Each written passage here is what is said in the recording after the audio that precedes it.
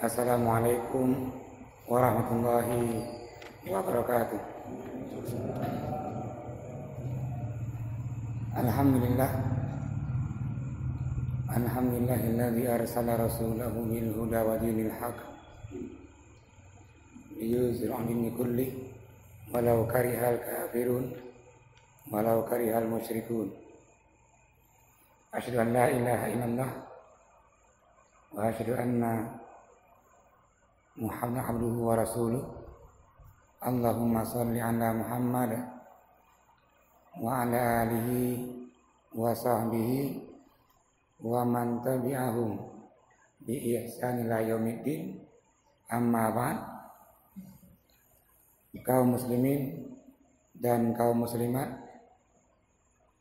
yang dirahmati Allah Subhanahu wa taala, walaupun malam ini hujan dan agak dingin, namun alhamdulillah kita bisa berhadir mengikuti halaqah zikir. Imam Syafi'i pernah berkata, kata Imam Syafi'i, as-sahm laula firaqal qaus lam yusib. Anak panah kalau nggak meninggalkan busur panah, maka anak panah itu tidak mengenai sasaran. Sambungannya lagi, al-usudu laula firaqal ghabi maftarasa. Seekor singa kalau nggak meninggalkan sarangnya, nggak meninggalkan tempat tinggalnya, maka singa itu tidak menemukan mangsanya. Artinya singa itu kan kelaparan. Monyo hana dubi dari rumohdro atau kandangdro. Apa maknanya? Mungkin suara mik ini sampai ke rumah kita masing-masing. Ketika di masjid ada azan, ada pengajian, mungkin tuh suhunya baru mondro masing-masing. Namun orang-orang yang tidak meninggalkan rumahnya, yang keluar ke masjid atau ke tempat halaqah itu, dia belum tepat sasaran. Maknanya mungkin dapat ilmunya, namun mendapatkan pahala-pahalanya. Ini dalam makna tadi kenapa yang Syafi'i katakan anak panah menghantui dari busurnya tidak kena sasaran, atau seekor singa meninggalkan sarangnya nggak menemukan dia mangsanya. Dan kita alhamdulillah walaupun hujan agak dingin, kita sejenak meninggalkan sarang masing-masing, rumah masing-masing, dan Allah akan ganjar dengan pahala-pahalanya. Kaum muslimin dan kaum muslimat rahimakumullah, di penghujung pertemuan pada minggu yang kalikut itu ada sebuah pertanyaan yang kita pending, yang kita simpan. Pertanyaannya adalah, siapa yang dimaksud dengan ahlul kitab? Yang kedua, apakah ahlul kitab mantongna sampai hari ini? Yang paling pokok mungkin yang ketiganya, apakah boleh kita ini muslim menikahi yang bukan muslim, atau muslimah yang perempuan menikahi yang bukan muslim? Ini mungkin konsekuensi yang paling pokok nanti di ujungnya. Namun alangkah indahnya ini kita pahami dulu, ini makna ahlul kitab. Siapakah ahlul kitab? Secara bahasa ini kata ahlun penghuni atau yang punya. Tapi kalau misalnya ahlud dar atau ahlul bait, bermakna dia yang punya rumah itu atau yang tinggal di rumah itu.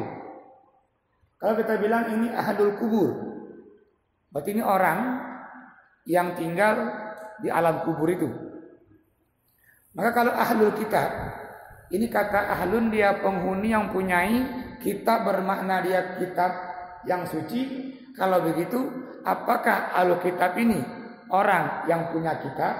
Secara bahasa begitu. Berarti ahlul kitab ini orang yang dia punya kitab. Apa dari kisah Al-Quran ini? Ada Injil, ada ini Zabur. Namun juga ada dia Taurat. Namun memahami ahlul kitab dia dua saja. Enggak termasuk dia yang satu lagi ahlu Taurat. Kenapa? Dalam Al-Quran itu surah Al-An'am ayat 156 apa kata Allah? An taqulu innama unzilal kitabu ala ta'ifataini. Ini kalau kita artikan ini agar kamu mengatakan bahwa kitab itu hanya turunkan kepada dua kelompok. Wa in kunna an dirasatihim lil ghafilin. Ini adirasah bagi orang-orang yang lalai. Maknanya dua kelompok ini adalah ini Nasrani dan dia Yahudi.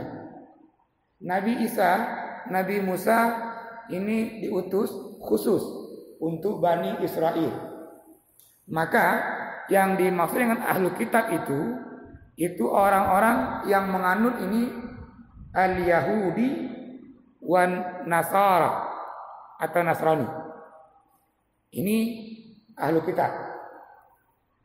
Yang kedua, apakah sampai hari ini masih ada ahlu kitab? Ini para ulama enggak sependapat. Ada yang mengatakan bahwa ahlu kitab hari ini kitabnya sudah diselewengkan, kitabnya sudah digonta-ganti ini, maka mereka bukan lagi ahlu kitab. Pendapat yang kedua, yang dia anak cucu Bani Israel, yang menganut Nasrani, yang menganut dia Yahudi, berarti juga masih dianggap ahlu kitab. Kalau begitu, kalau seandainya pemahaman kayak pertama tadi dipahami bahwa yang ahlu kitab hari ini sudah menyelewengkan kitabnya, menyelewengkan ajarannya, berarti itu enggak lagi ahlu kitab, menyolagenya hanya ahlu kitab. Namun pahami ala yang kedua, selama orang ini ada cucu dari Bani Israel yang menganut dia agama Yahudi, yang menganut dia Nasrani, maka tetap dianggap dia sebagai ahlu kitab. Maka pendapat yang kedua ini mendongna. Namun ada yang ketiga yang memberikan definisi, memberikan ini pendekatan dari yang dua tadi. Urung-urung Nasrani, orang-orang Yahudi yang taat dengan agamanya, maka itulah yang disebut dengan ahlu kitab. Yang paling pokok adalah bagaimana kita hukumnya ini menikah dengan orang ahlu kitab atau menikah yang dia bukan seagama, bukan Islam. Dalam surah Al-Baqarah ayat 221 itu Allah menjelaskan dengan rinci. Apa kata Allah? Yang pertama, wala tankihul musyrikat. Jangan sampai engkau ini menikahi orang-orang yang syirik, orang-orang yang belum beriman. Maka semua mazhab dan ulama sepakat yang menikahi orang-orang yang musyrik ini itu haram hukumnya. Berarti enggak boleh. Namun sambungan ayat kata Allah hatta yu'minna, sampai orang itu beriman. Nah, makna beriman di sini inilah ahlu kitab. Sampai mereka beriman. Yang beriman dengan Isa, yang beriman dengan Musa tadi, maka secara hukum yang enggak boleh dinikahi adalah orang-orang yang syirik, yang musyrik, yang tidak punya agama. Namun orang Nasrani, orang Yahudi itu boleh dinikahi. Kok boleh? Ini banyak sahabat. Khalifah yang ketiga Utsman bin Affan menikahi Naila. Naila ini orang Nasrani. Huzaifah bin Yaman, ini seorang sahabat, menikahi seorang Nasrani. Talha bin Abdullah, seorang sahabat, ini menikahi seorang Yahudi. Maka larangan ini berlaku pertama haramnya dia yang tidak beragama. Namun yang dia ahli tadi boleh. Dan sahabat ini mengamalkan. Nailah yang sekalipun ketika Utsman mau dipenggal lehernya, tampil depan, dia menahan pedang, putuslah jarinya. Ini Nailah ini orang Nasrani ini. Namun dia kemudian beriman.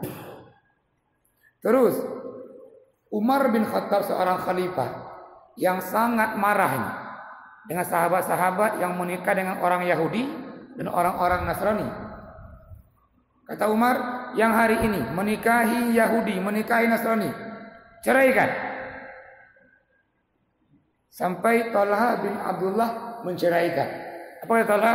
Ya Umar, laqad talaqna. Kamu kalau bercerai ini nang kamu. Wala taqda, bebengeh Umar. Kata Talha bin Abdullah. Namun Huzaifah bin Yaman menentang dia. Kata Umar, ceraikan istri kamu ini yang bukan muslim, yang dia orang Yahudi, dia orang Nasrani. Kata Huzaifah, apakah haram bagi kami? Kata Umar, tidak, namun itu fitnah.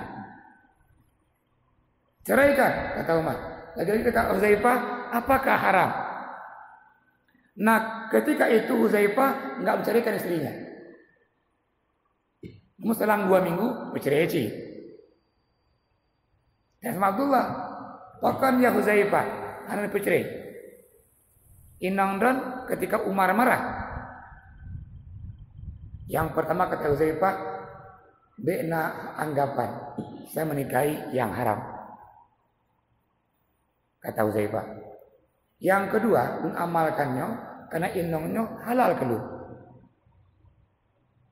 Yang ketiga, saya ceraikan hari ini, kata Huzaifah, karena perintah Umar.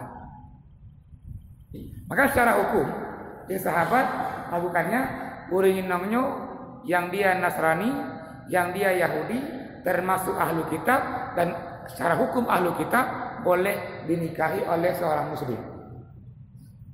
Yang jadi masalah adalah bagaimana seorang perempuan yang muslimah menikahi seorang yang Yahudi atau Nasrani. Nabi mengatakan, natazawwad nisa'an nasara wal tazawwad nisa'ana. Kami menikahi perempuan-perempuan orang Nasrani, Yahudi. Namun orang-orang Yahudi, orang-orang Nasrani tidak menikahi perempuan-perempuan kami. Yang dibolehkan ini, laki-laki menikahi perempuan yang ahlu kitab. Namun perempuan yang muslimah enggak boleh menikah dengan laki-laki ahlu kitab. Kenapa? Sambungan ayat kita baca ini, wala amatun mu'minah khairun min musyrikah walau a'jabatku. Seorang hamba sahaya yang dia belum merdeka itu lebih baik bagi kamu ini daripada yang tadi orang ahlu kitab, bahkan orang musyrik sekalipun. Maka secara hukum kita simpulkan, yang boleh tadi kita nikahi ahlu kitab, yang kedua yang boleh juga ini laki-laki menikahi perempuan, namun bukan perempuan menikahi laki-laki. Di ujung ayat itu Allah menjawab, ulaika yad'una ilan nar. Orang-orang Yahudi ini, orang-orang Nasrani ini mengajak dia ke neraka. Sambungan ayat, wallahu yad'u ilal jannah wal maghfirah biizni. Sementara Allah mengajak kita ini untuk ke surganya dan keampunannya. Wa yubayyin ayatihi lin-nasi la'allahum yatazakkarun. Di ujung ayat Allah menjelaskan ini supaya apa? Menjadi peringatan bagi orang-orang yang beriman. Maka ini dalam kitab Al-Fiqh Islami, ini juz yang ke-7 membahas ini, bagaimana kita menikahi perempuan yang dia tidak beragama. Pertama, semua mazhab dari mazhab Hanafi sampai ke mazhab Hambali, Hanafi, Maliki, Syafi'i dan Hambali itu mengharamkan. Terus bagaimana hukumnya menikahi perempuan yang ahlu kitab selampih kalau pegagono? Juga Imam Mazhab berpendapat bahwa itu dibolehkan. Maka dalam halaman 158-nya diawali dengan sebuah alinea, yahrumu bil ijma' zawajul muslimah bil kafirah. Diharamkan secara ijma'. Sepakat semua mazhab apa seorang muslimah mengawini yang kafir, yang bukan ahlu kitab. Begitu juga disepakati juga ini laki-laki tadi menikahi yang kafirah. Ini konsensus yang pertama. Sementara al-kitabiyat artinya ahlu kitab, semua mazhab membolehkan. Khususnya ahlu kitabnya ini yang zimmah, bukan yang harbi. Yang zimmah. Namun yang harbi, ahlu kitab yang harbi ini dalam mazhab Hanafi haram. Dalam mazhab Syafi'i, dalam mazhab Maliki itu makruh. Ini kalau hukumnya. Jadi ke Hanafi ya. Dalam hal ini. Karena di ujung ayat tadi jangan sampai orang-orang ini, kalau kata Umar, fa innaha khamra. Ini fitnah ini. Namun kalau dalam peperangan, tengok perangnya muslim dan kafir, semua mazhab mengharamkan menikah. Menimbulkan fitnah dan seterusnya ini. Maka ini hukum ketika seorang muslim mau menikah dengan yang non-muslim. Al-Quran membolehkan yang dia ahlu kitab, namun tidak boleh yang lainnya. Apa selainnya? Bahkan kanacid, selain Yahudi, selain Nasrani juga ada namanya dia Al-Majusi. Ini orang-orang yang menyembah api. Namun orang Majusi ini enggak termasuk ahlu kitab. Kalau mungkin di Indonesia hari ini ada yang namanya Konghucu. Nama dia Buddha. Ini pengikut Siddhartha Gautama. Berarti ini enggak termasuk ahlu kitab. Nah kalau kita mau tadi mengembangkan paling ya Nasrani dan Yahudi. Namun lagi kita pahami tadi apakah Nasrani hari ini seperti pemahaman yang pertama tadi yang diselewengkan berarti Hanale, atau dipahami Nasrani hari ini adalah yang dia keturunan dari Bani Israel. Karena Nabi Isa, Nabi Musa diutus khusus ini ke Bani Israel. Ini sepintas tentang bagaimana hukumnya kita ini menikah dengan orang yang kafir. Mungkin juga tamu lain ada yang mau bertanya, silakan. Silakan kawan.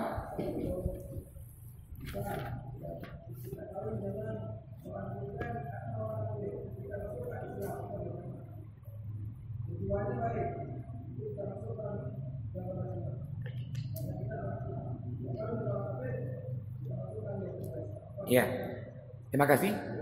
Kenapa diantaranya ini hikmah dibolehkan laki-laki menikah dengan perempuan? Karena dalam Islam laki-laki itu pemimpin, istri itu yang dipimpin. Dibolehkan ini dengan harapan perempuan Yahudi tadi, perempuan Nasrani tadi bahkan mau Islam dengan suaminya yang Islam. Kenapa tidak dibolehkan perempuan yang muslimah menikah dengan orang yang ahlu kita laki-laki? Sampai nanti inangnya ikut dro muslimah, dro Nasrani, ikut agama Nasrani. Ini dia maknanya. Maka kawan, itu sejarah mencatat di antara mahar yang paling indah dan maharnya termaktub dalam kitab sejarah adalah itu mahar Abi Tolha.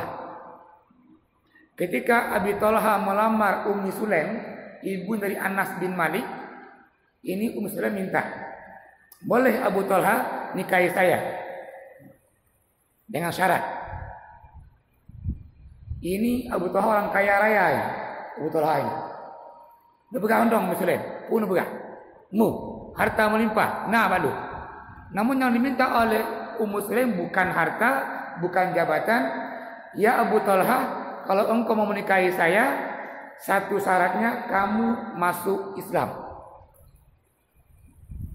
Dan Abu Talha menyanggupi. Maka mahar Abu Talha adalah menikahi Ummi Sulaim dengan Islamnya Abu Talha. Ini ayah angkat dari Anas bin Malik. Dan Anas ini sahabat yang banyak meriwayatkan hadis ini. Ya. Maka nama ibu dari Anas bin Malik ini namanya Ummu Sulaim. Suaminya yang terakhir atau yang angkat dari Anas bin Malik adalah Abu Talha. Banyak kisah Abu Talha ini yang dia mensedekahkan kebunnya yang namanya Buhairah dan seterusnya. Ini kisah Abu Talha yang kaya raya yang banyak sedekah. Namun yang pokok malam hari ini adalah Ummu Sulaim meminta maharnya adalah masuk Islam. Maka bagi laki-laki yang mau menikahi perempuan Yahudi dan Nasrani dengan tujuan mengislamkan itu boleh. Namun kalau ayat menegur walau a'jabatku, walaupun inonya lagak tak, mbek menikahi karena lagak tak dia. Maka Umar marah ini. Mbek sampainya karena lagak tak urino Yahudinya, Nasraninya, inong kamu hanya lagu le. Kata Umar, saya mengatakan tadi bahwa seorang mukmin walaupun yang hitam legam warna kulitnya, belum merdeka urinongnya, nah lebih hebat daripada menikahi orang Nasrani, orang Yahudi, walaupun lagak jadi. Jadi, yang kajian ayat tadi dan juga kita. Silakan yang lain yang mau bertanya dalam konteks ini. Ya, kalau begitu dalam tafsir Ibnu Katsir menjelaskan ayat ini juga itu mengutip juga dari hadis Nabi, nikahilah perempuan karena 4 tadi, ya karena keturunannya, karena kekayaannya, karena kecantikannya, namun Nabi tutup ini karena agamanya. Maka nikahilah perempuan itu karena agamanya. Jadi ini Rasul anjurkan dan perintahkan kita ini untuk menikah yang lebih god ngondro. Nah kalau kita ambil di perbandingan mukmin yang hamba sahaya, mukminah yang hamba sahaya, perempuan yang Islam walaupun hana laga, bahkan itu digambarkan dia hitam warna kulitnya, yang lebih god dari uringan laga di kalangan Nasrani dan di kalangan orang-orang Yahudi. Ya, di antara akhlak kita juga ini kepada orang kafir. Kemarin sampai kita ini la tabda bisalam, jangan memulai salam kalau jumpa dengan orang kafir. Namun jika orang kafir mengucapkan salam, jawablah waalaikum. Kasih nangendok. Cukup waalaikum. Mumpung nanti ngoronado, assalamualaikum ngoronado nanti. Bergantung cukup. Waalaikum. Terus yang paling pokok adalah mukhalafatuhu wa adamu tasyabuh bihi. Bersikaplah jangan sama seperti orang Yahudi, seperti orang Nasrani. Maka di hal-hal yang kecil sekalipun, kata Rasulullah, itu kusa asyawari, potonglah kumisnya, wa ukhfu al-lihya, panjangkanlah jenggotnya. Wa innahu yukhaliful musyrikin wal Quraisy. Karena hal ini menjadi pembeda antara orang Islam dengan orang-orang yang non-Islam. Dulu orang-orang Yahudi suka memanjangkan dia jenggot kumisnya, memotong dia jenggotnya. Dan orang-orang Islam dia nggak sama orang-orang Yahudi ini, panjangkan dia jenggotnya dan dia dipotong kumisnya. Maka di antara sunnah juga adalah memanjangkan jenggot dan memotong kumis. Apakah kita boleh berkumis? Boleh. Namun kumisnya tidak boleh menutup bibirnya. Kenapa nggak boleh? Sini bayangkan, kumisnya nutup bibirnya kepada bodlin. Mandung boleh mukum andungnya. Begitu ya. Jadi dibolehkan tadi berkumis, namun kumisnya tidak menutup bibirnya. Apakah boleh kita memotong jenggot? Boleh.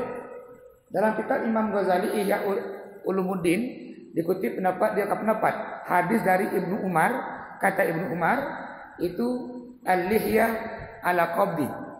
Jenggot dia panjangnya setangan ini, yang lebarnya buat cakohnya. Ditakoh yang lebarnya.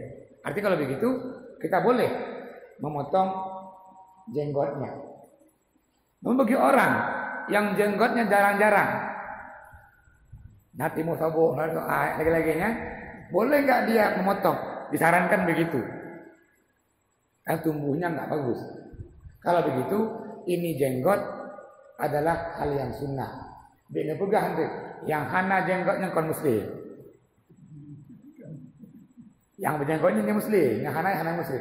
Ini ungkapan yang salah. Karena jenggot tadi dia hal yang sunnah, yang memanjangkan itu bagus. Kenapa bagus? Di antara juga kita mendapatkan pahala-pahala ini kan jenggotnya. Contoh, kalau mau berwudu itu sunnah dia mendapat pahalanya yugoh berwudu setelah jenggotnya dengan air. Nah pahala. Jenggot dulu. Tamat menjadi darodro pahala Allah juga. Makanya tadi di antara orang yang berjenggot fadilahnya adalah sebelum dia berwudu dia menyela-nyela jenggotnya dengan air dan itu sunnah. Namun yang tidak punya gimana? Lu hanya jenggot Ustaz. Kibalun cok juga semayang daro tadi. Pergi daro lego. Jenggot hana kan? Nah pergi daro lego pun juga sunnah sebelum berwudu. Maka tadi di antara sunnah tadi ini kenapa demikian Nabi berjenggot. Dan Nabi mencontohkan sebelum berwudu Nabi menyela-nyela jenggotnya dengan air. Maka ini di antara ini mukhalafah dengan orang-orang Yahudi dan Nasrani. Terus perkembangan waktu ini. Ini saya ini asai katut angge 25 Desember atau tahun baru mulai ini. Ada dia kembang api, ada dia lilin, ada trompet, anak-anak baru itu. Nah, kita selaku kunci karena nggak tahu. Anak-anak kita beliin trompet, kita beliin lilin, kita beliin kembang api, kupunya dia, yang kanu. Namun ini adalah mengikuti orang-orang Nasrani dan orang-orang Yahudi. Nabi sangat menegur. Apa kata Nabi? Ini hadis riwahu ini Bukhari dan Muslim, bunyinya wa man tashabbaha biqaumin fahuwa minhum. Orang-orang yang mirip, yang menyerupai kaum itu, maka orang itu ya kaum itu. Orang Nasrani trompet. Begitu juga kita. Berarti sama begitu berarti. Maka kebiasaan ini yang tanpa sadari menempatkan kita ini tasyabbaha biqaumin, menyerupai kaum itu. Baru tanggal 16. Bahasa dia Valentine Day. Hari kasih sayang. Nggak sedikit orang Muslim ikut juga ini Valentine Day ini. Pesta sayang-sayangan. Dan ini budaya orang Nasrani, budaya orang Yahudi. Maka orang-orang yang ikut Valentine Day, maka orang itu bagian dari Nasrani itu, bagian dari Yahudi itu. Banyak kasus lain nih, banyak contoh lain yang kain kita ikutin anak kita ini. Asai kadru umum ini ulang tahun. Ada nggak dalam Islam ajarkan kita ini berulang tahun? Nanti bakar lilin, tiup lilin, panjang umurnya serta mulia.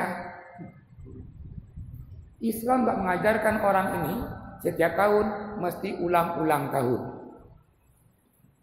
Dan bahkan kita tengok hana riwayat Nabi berulang tahun. Hana sahabat berulang tahun. Tapi kita hari ini ulang tahun, hari kelahiran, hari pernikahan, macam pokoknya ini. Ini kan tashabbaha bi qaumin. Ini contoh tadi juga mirip dengan kaum itu. Kalau begitu hindari ini. Supaya apa? Kita nggak termasuk kaum itu juga. Maka ini hadis jelas riwayat Bukhari Muslim, "Faman tashabbaha biqaumin fahuwa minhum."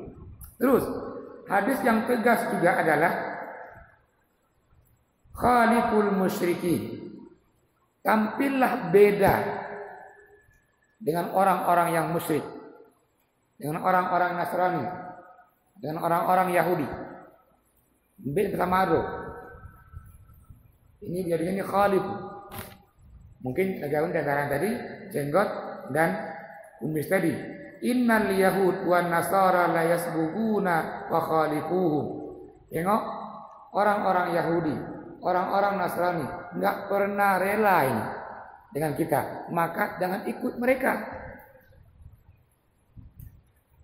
Yang kali ikut aja bacakan ayat bahwa orang-orang ini enggak pernah lantarda angkal Yahud. Kalau kajian bahasa itu lan, dia kalau lan ini jumpa dengan fi'il mudhari, maka maknanya dia enggak pernah sama sekali. Bunyi ayat lan tarda angkal Yahud, artinya bahwa orang-orang Yahudi enggak akan pernah rela kalau Muslim ini baik itu berkembang. Ini maknanya. Jauh sebelum kita kepingin menikahi orang itu seterusnya ini, Al-Quran lebih awal menyampaikan lantarda. Hana sama sekali. Enggak pernah sama sekali. Maka hari ini, ya kalau kita mau jujur juga ini, memunculkan perselisihan di Timur Tengah itu, orang antara Arab Saudi dengan Iran, Iran dengan Irak, Irak, Yordania dan seterusnya. Tengok belakangnya. Belakangnya kalau enggak Amerika ya Rusia. Dibantulah orang-orang Houthi dengan Rusia dikasih senjata. Senjata ini enggak diberikan yang gratis. Hari ini kita enggak jauh beda. Indonesia kalau tengok ini utangnya satu menumpuk. Dan utang ini enggaklah gratis. Ada dia konsekuensi yang harus diterima. Inilah kondisi kita hari ini. Begitu lahir anak, anaknya kena utang. Nah ini dengan Brunei. Di Brunei, Urinci, lagi pamarwanyo, setiap bulan dapat dia satu orang 6.700.000 rupiah. 2 menondro kali 2. Dua-duanya. Dia tua, entah dia pegawai, entah saya tua lah dia. Nah ini Sultan Hasan Al-Bolkiah memberikan dia per kepala 6.700.000 untuk masa tuanya. Maka angka ini mengurangi ya pencurian, pembunuhan dan seterusnya, kejahatan, perampokan. Namun Indonesia kebalikan. Indonesia lahir anak berutang dia. Kenapa yang berutang dia? Ini beda antara negara kecil, Brunei Darussalam dengan Indonesia begitu luasnya, yang juga banyak utangnya. Ya, silakan yang mau bertanya. Silakan Bang Madi.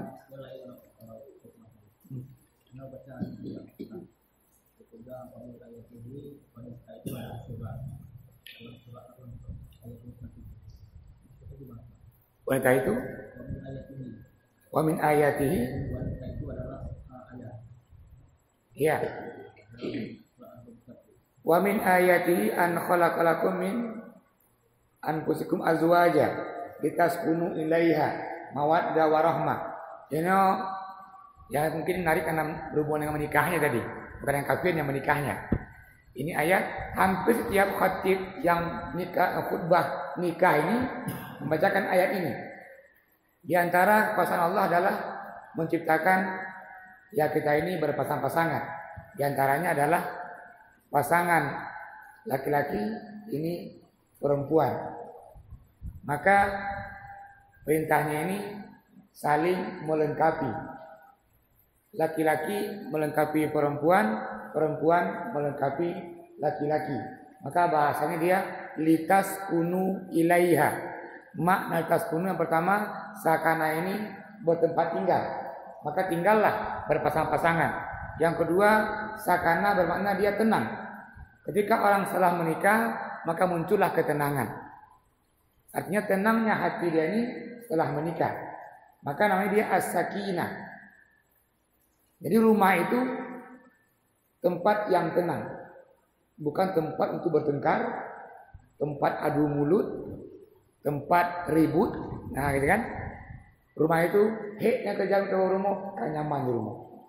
Maka semboyan sahabat, baiti jannati, rumahku itu surgaku.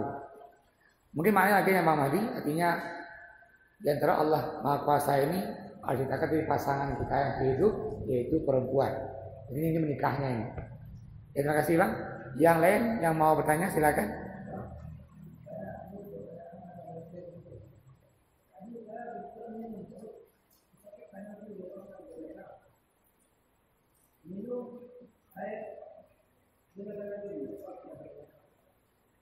Minum air yang tangan? Apa dibolehkan? Ada seorang anak kecil, itu Nabi memanggil dengan bahasa gulam. Jadi gulam ini siapa dia? Ibnu Abbas. Ibnu Abbas ini masih kecil, namun dia punya gelar diantaranya dia Baharul Ulum, lautan ilmu. Ini gelar Ibnu Abbas. Nah, suatu ketika Ibnu Abbas mau makan, Nabi panggil, ya gulam, wahai anak berdua, kata Rasulullah. Nah, saya katakan lagi, iza akalta, kalau mau makan, fakul biyaminika, maka makanlah dengan tangan kananmu.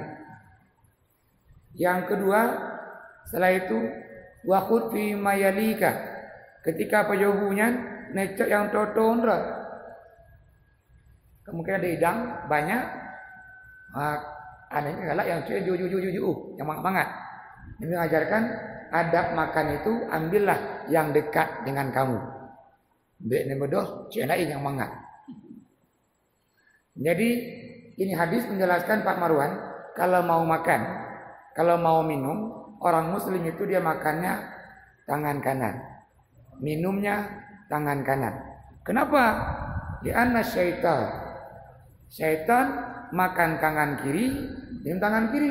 Artinya Pak orang berbantaknya rezeki menjarawi setan berarti. Ini hadisnya. Karena syaitan yakulu bisimalihi wa yasrabu bisimalihi. Karena syaitan makan dan minum dengan tangan kirinya. Maka adab kita makan minum ini menggunakan tangan kanan. Jadi gini Bang Marwan, terima kasih banyak. Yang lain silakan yang mau bertanya. Ya. Sambil menunggu pertanyaan, kita lanjutkan ini. Boleh nggak kita ini kalau diundang oleh orang-orang Yahudi, orang-orang Nasrani hadir ke tempat dia dan kita hadir? Atau bagaimana hukum kita ini kalau diundang ke tempat orang Yahudi, orang Nasrani, apakah kita juga hadir? Nabi mencontohkan ketika orang-orang Yahudi Madinah mengundang beliau, Nabi datang dan beliau pun juga makan makanan yang dihidangkan oleh orang-orang Yahudi. Kalau begitu, kita ini secara hukum boleh makan makanan yang dimasak oleh Yahudi, namun dengan catatan makanan itu yang halal. Artinya halalnya bukan babi. Namun biasanya orang Nasrani, Yahudi yang baik tahu dia. Kalau kita ini Muslim, di tempat dia di tempat Muslim, makan Muslim. Nggak dikasih arak, nggak dikasih anjing, nggak dikasih daging babi. Namun secara hukum ini kita boleh berkunjung. Dan juga boleh Kita ini mengundang mereka juga datang ke rumah kita. Yang ketiga, bagaimana hukumnya kita ini saling memberi hadiah orang Yahudi dan orang Muslim. Nabi itu juga pernah mendapatkan hadiah dari orang-orang Yahudi Madinah. Dan juga membalas hadiah Yahudi ini hadiah lagi. Kalau begitu secara hukum ini kita boleh saling bertukar hadiah. Namun lagi tadi bahwa tengok hadiah yang diberikan, yang diterima pun juga hadiah yang dihalalkan dalam agama kita, bukan hadiah yang diharamkan. Jadi kalau ada undangan orang itu kita datang diberi hadiah, kita terima hadiahnya. Ingat bahwa yang najis itu bukan orangnya, bukan kulitnya, namun dia keimanannya. Maka ini yang perlu dipahami. Dan sampai ada uang dari orang Cina, cocok deh, orang apinya, cocok dan seterusnya. Ya, pemahaman tadi bahwa itu yang najis bukan kulitnya, bukan air liurnya, bukan apa-apanya. Yang najis adalah keimanannya. Ini jikalau orang-orang itu memberikan hadiah. Selanjutnya, ini bunyi hadis tentang tadi ketika orang punya rambut putih. Ini kan boleh kita ini memanjangkan jenggot, memotong dia kumisnya. Boleh nggak mewarnai jenggotnya? Warna hijau misalnya, warna kuning misalnya. Bah keren. Ini kan zaman now kan lagi, bah keren. Atau rambutnya warna pink, warna kelagiannya pangnya. Apakah boleh kita yang beruban? Yang beruban ini menggunakan warna untuk di rambutnya. Yang pertama, kalau kita punya uban, jangan dicabut. Nabi menegur, janganlah cabut uban kamu itu. Kenapa? Karena uban itu adalah nurun yaumal qiyamah, cahaya dia. Semakin banyak ubannya, banyak cahayanya berarti. Dan bahkan bukannya di akhirat, dunia juga yang putih kenapa dia jauh? Cahaya dia. Dan begitu ini jangan dicabut ubannya. Ternyata dalam medis diteliti, kenapa nggak boleh cabut?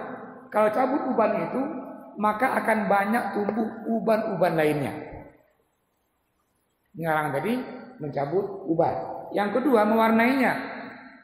Boleh. Kita ini mewarnai rambut kita ini. Karena hadis membolehkan. Namun yang akan dibolehkan adalah mewarnai rambut dengan warna hitam. Mewarnai jenggot dengan warna hitam. Apalagi kalau warna itu hitam itu untuk menipu lawan jenis. Dan dalam mazhab Syafi'i diharamkan kalau mewarnai itu untuk menipu lawan jenis. Itu ketuha bedanya. Dia pikir tuha ini untuk mudah mantap. Baju kalian untuk saya. Ini kan menipu lawan jenis. Nah, warna dibolehkan. Apa dia? Yang pertama bisofratin. Sofrah ini warna kekuning-kuningan. Mumpung awak Indianya lagi warnanya. Yang kedua bihumratin, kemerah-merahan. Ini warna dibolehkan untuk ngecat rambutnya atau mengecat jenggotnya. Artinya warna hitam larangan. Li'anna sabagha bisawad. Ini kan qad naha anhu rasulu lima rawa anhu muslim. Rasul melarang kita ini mengecat rambut kita, mengecat jenggotnya menggunakan warna hitam. Warna hijau boleh enggak? Warna hijau bukan warna hitam. Ada larangan? Boleh, namun warna hijau ini norak. Namun hadis jelaskan boleh mewarnai tadi dengan dua warna dia, safrah dengan khomrah. Safrah ini kekuning-kuningan, khumrah ini kemerah-merahan. Larangan satu warna, warna hitam. Yang lain 3 warna ini, misalnya warna abu-abu misalnya. Ya, kalau mau silakan. Atau mau warna hijau misalnya. Ya boleh silakan. Namun hijau ini kan norak. Maka ini tentang, kan singgung tadi tentang memanjangkan jenggot tadi, dan singgung juga warnanya, boleh mewarnai dengan warna itu. Dan larangan adalah menggunakan warna warna hitam. Terus selanjutnya, ini juga hadis yang menjelaskan ghayyiru hadza sya'ar al-abyad. Rasul pernah memerintahkan para sahabat untuk ngecat rambut dalam perang. Jumlah kaum Quraisy begitu banyak dan muslim sedikit, sudah sedikit tua-tua lagi. Diperintahkan para sahabat ini mengecat rambutnya di jenggotnya ini. Baik pikir ngawak Quraisy mantap muda-muda. Sambungan hadis, ghayyiru hadza sya'ar abyad. Rubahlah warna rambut yang hitam, yang putih-putih ini. Namun ujung hadis, wajtanibu sauda. Hindari warna hitam. Wajtanibu as-sawad. Hindari yang warna hitam. Tapi ini hukum tadi, kita ini mau ngecek rambut. Silakan yang mau bertanya. Sangat yang buat cek.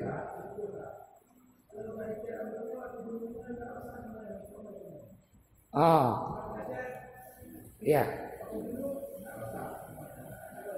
Artinya mewarnai, janganlah ambil cek udah terbang.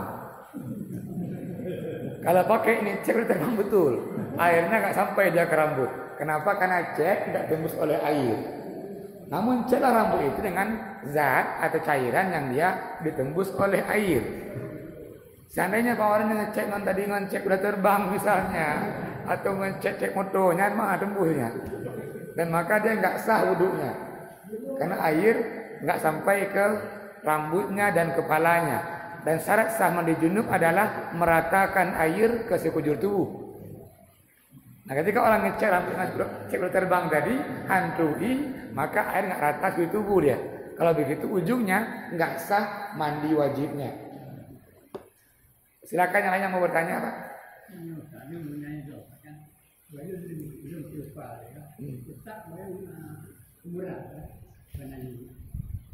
Jadi role kunut di Madinah dengan di kunut juga di Madinah dengan di Madinah di Mekah. Ya, terima kasih. Ini pertanyaannya halaman 2. Tole lebih banyak. Dinda puri ngon bimuru gajah. Mandua anak gajah mandua. Kayaknya ini masalahnya.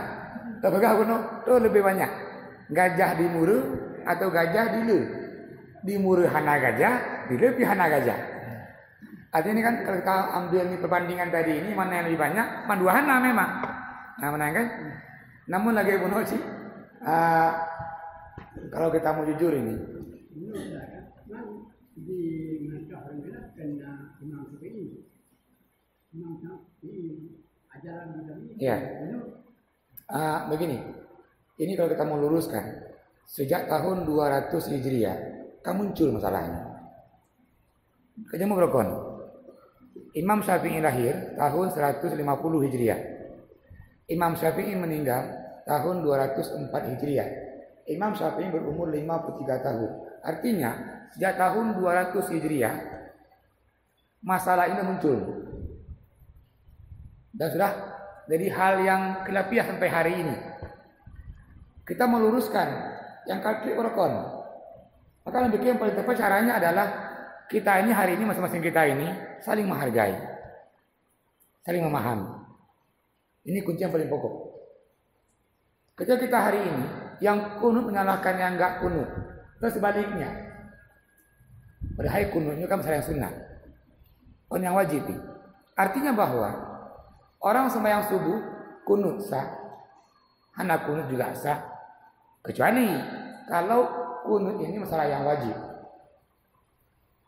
Saya wajib. Mereka boleh. Saya sebut hukumnya yang tepat. Namun ini kunut. Yang aneh di Aceh ini, yang disepakati kita nggak kita amalkan. Yang itu disepakati, semua mazhab sepakat kunut nazilah tanpa khilaf. Yang kedua, semua mazhab sepakat kunut 10 akhir Ramadan. Justru itu kita tinggalkan. Sebagian hana.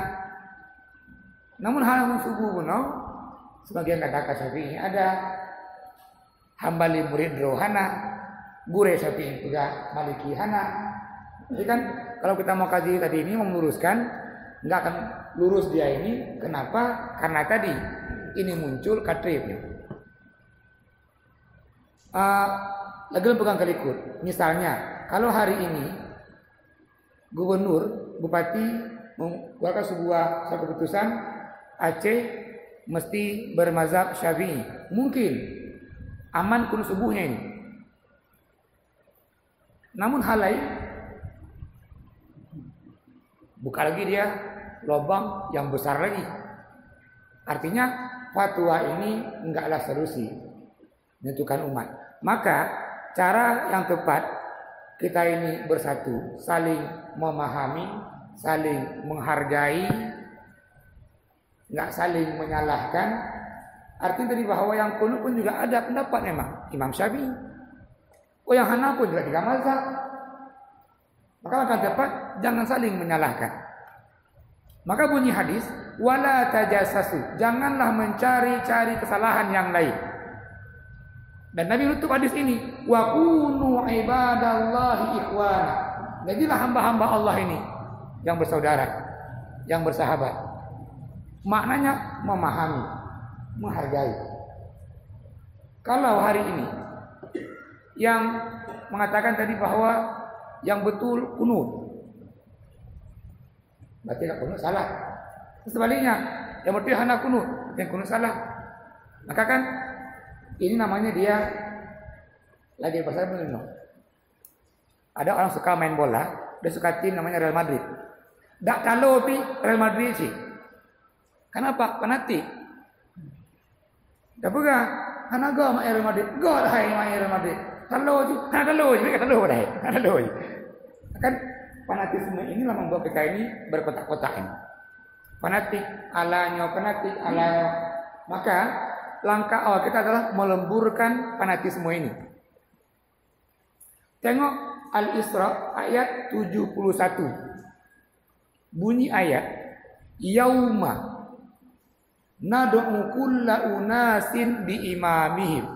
Nanti pada hari kiamat kita ini Allah akan panggil kita ini dengan imam-imam kita. Apa makna imam dalam ayat ini? Tafsir Jalalain, tafsir Ibnu Katsir, tafsir Ar-Razi mengartikan dia 2, yaitu Alkitab dan Nabi. Artinya bahwa nanti kita dipanggil di kiamat dengan siapa nabinya? Nabi Muhammad. Apa kitabnya? Al-Quran. Kalau orang mungkin Alkitab, siapa nabinya? Isa alaihissalam. Apa kitabnya? Injil. Artinya bahwa nanti kita di hari kiamat enggak dipanggil siapa imam mazhabnya, Syafi'inya, kon, Malikinya, dikunci, Hambali, dikunci. Artinya bahwa kita enggak dipanggil dengan imam-imam mazhab tadi. Kalau begitu, yang pokok kita adalah mengikuti Al-Quran dan hadis. Makanya para ulama sepakat di antara ibadah kita ini Allah terima sebagai ibadah dia ittiba. Apa ittiba? Mengikuti tuntunan tata cara yang Rasulullah ajarkan. Itu dia ittiba. Terus, yang lagi bagaimana kita mengukur kita ini ittiba? Ada 5 langkah. Kita ini mengukur apakah ibadah kita hari ini sudah ittiba atau belum. Yang pertama caranya adalah ketahui apa dalilnya. Apa sumbernya? Ketika orang sholat, ada ayat, aqimus sholat. Ketika orang puasa ada ayat kutiba alaikumusiyam, dan bahkan yang sunat sekalipun dia punya tuntunan. Contoh, sembahyang tarawih misalnya. Ada hadis menjelaskan. Yang pertama, ketahui apa dia dalilnya. Yang kedua, ketahui dia berapa bilangannya. Setiap yang Allah perintahkan, yang sunat sekalipun dia punya bilangan. Subuh punya bilangan, zuhur punya bilangan, Ramadan tarawih punya bilangan, zakat punya bilangan. Mungkin bilangan deh. Berapa? Ketika orang subuhnya tadi 6 rakaat, tanggungnya kayak jaga-jaga rohnya. Lu prepare dari bunuh. Subuh dia 6 rakaat. Apakah sah salatnya? Walaupun dia ikhlas sekalipun, subuh 6 rakaat enggak sah salatnya. Kenapa enggak sah? Karena bilangannya hanya 2. Yang ketiga, ketahui kapan waktunya. Setiap ibadah yang Allah Rasulullah perintahkan dia punya waktunya. Sembahyang punya waktu, puasa punya waktu, zakat punya waktu, haji punya waktu. Bahkan yang sunat pun demikian, punya waktunya. Kalau mau tarawih kapan? Ya malam hari. Karena bunyi tadi makna tarawih dia malam, ar-roha. Kalau orang bilang kayak bahwa lu tarawih cok uro ulin cok bunuh. Tidak ada tarawih di siang hari. Ini waktunya. Yang keempat, ketahui dia jenisnya. Indra puri penghasil langsat terbanyak, berambut terbanyak. Itu publaunya melebihi 10 juta mungkin. Maka 10 juta. Apakah boh rambut, boh langsat kena zakat? Enggak termasuk buah-buahan yang jenisnya kena zakat. Oh, ada orang dia piara ini gajah banyak. 100 ekor gajahnya. Apakah ada zakat? Gajah enggak termasuk hewan yang kena zakat. Karena jenisnya. Ketika orang piara dia unta, dia piara kambing, dia piara lembu, ini jenisnya yang kena zakat. Maka kunci yang keempat tadi, ketahui dia jenisnya. Yang terakhir, ketahui tata caranya. Rasul mengajarkan tata caranya. Sampai hal yang kecil sekalipun, jak tamu WC, dia punya tata caranya. Menyembelih, tata caranya. Berzakat, tata caranya. Dan seterusnya. Maka ini kunci tadi, apakah kita hari ini beribadah sudah ittiba apa belum? Ketahui dalilnya, ketahui bilangannya, ketahui waktunya, ketahui jenisnya, dan ketahui tata caranya.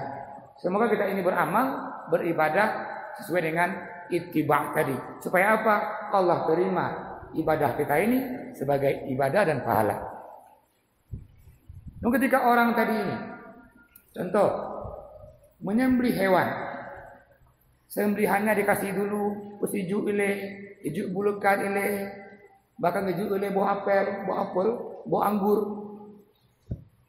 Nabi enggak mencontohkan ketika menyembelih kambing untuk akikah diberikan dulu dia apel, diberikan kurma kambingnya, diberikan anggur kambingnya. Yang diciptakan kambingnya, anaknya dikasih air yang manis-manis. Kesunah dia. Anak bayinya pada akikah berikan dia yang manis, madu, air yang manis tadi, air anggur, air apel. Bukan kambingnya dikasih apel, dikasih anggur. Nah, urung cara menyembelih kambing mau dikasih itu, kasih dulu anggur kambingnya. Kami hantam mereka baju anggur, itu juga anggur rupanya. Kami mereka hanya baju apa rupanya. Ini kan tata cara yang Rasulullah enggak contohkan. Bapak, Ibu yang Allah hormati, waktu berhubung sudah habis ini, mesti misalkan kita mohon maaf atas kekurangan. Nah, ketim di kafarah majelis. Subhanallah. Astagfirullahaladzim. Assalamualaikum warahmatullahi wabarakatuh.